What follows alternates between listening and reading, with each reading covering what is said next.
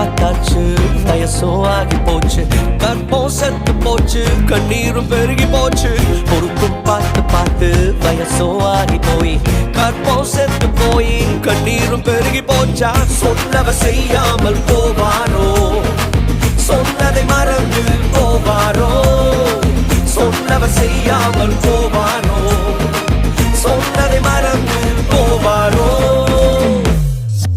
நான் உன்னை பெரிய ஜாதியாக்குவேன் என்று ஆண்டவர் ஆபிரகாமுக்கு வாக்கு பண்ணினார். அவர்கள் காத்திருந்து காத்திருந்து சாராளுடைய கற்பம் செத்தே போயிற்று. ஆனால் ஆதியாகமம் 12 வாக்கு பண்ணினவர் ஆதியாகமம் 21 விசிட் பண்ணினார்.